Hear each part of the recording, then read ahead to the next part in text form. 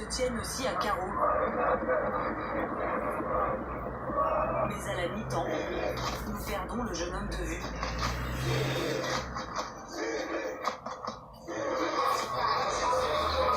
C'est seulement 2 heures plus tard qu'il réapparaît dans ce bar où il devait retrouver ses amis pour voir un autre match.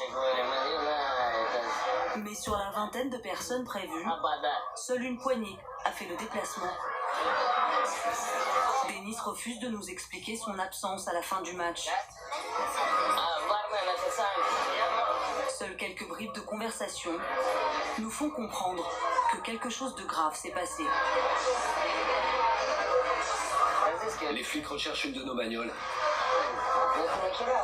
C'est bon, arrête. Arrête de filmer.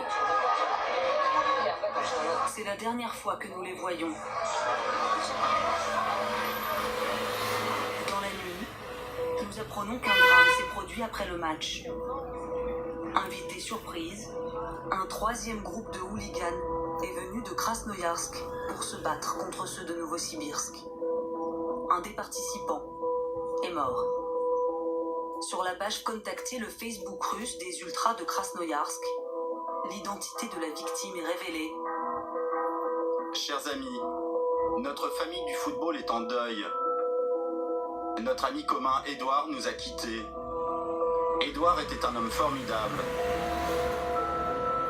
Il laisse derrière lui une femme et un enfant qui ont besoin de notre aide.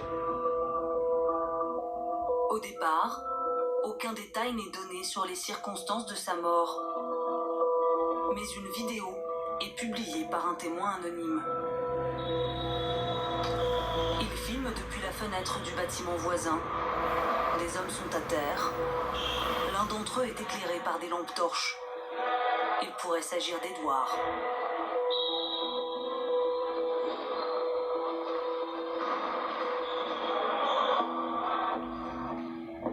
Édouard Sameshkin faisait partie du groupe des supporters ultras de l'équipe Yenisei de Krasnoïarsk en Sibérie.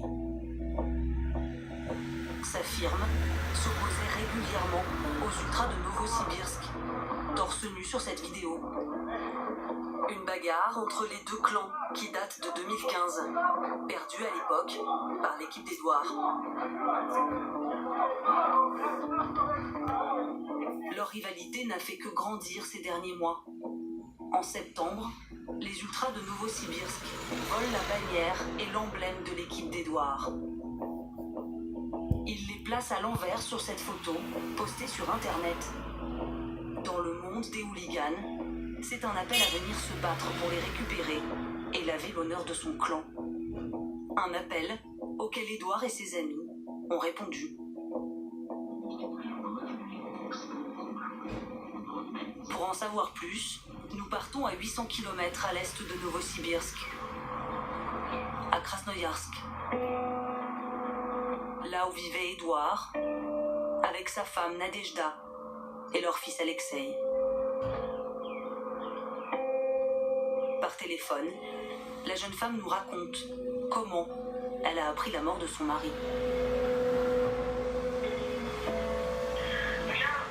Toute cette nuit-là, je n'ai pas réussi à dormir. Je sentais que quelque chose était arrivé. Et j'ai reçu un message sur Facebook d'un policier de Novosibirsk me demandant de les rappeler au plus vite. Ils m'ont dit qu'il s'était passé quelque chose de grave, qu'ils avaient reçu un coup de fil anonyme. J'ai commencé à trembler, à paniquer, et au milieu de la nuit, j'ai appelé tous les hôpitaux de Novosibirsk. Et ensuite, le personnel hospitalier m'a envoyé une photographie de sa tête sur mon téléphone. Et je l'ai identifiée. Et quand je suis arrivée sur place, j'ai vu son visage à la morgue. Je peux vous dire à 100% que ce qui lui est arrivé n'était pas un accident. Édouard et Nadejda étaient ensemble depuis 10 ans. Elle affirme qu'elle ne savait pas qu'il participait à des bagarres entre hooligans. Pour elle, Édouard était un employé modèle d'une usine d'aluminium et un chef de famille responsable. C'était un père attentif et tendre. Et je pense que s'il avait su ce qui allait se passer à Novosibirsk, jamais de la vie il n'y serait allé. Il ne nous aurait jamais abandonnés.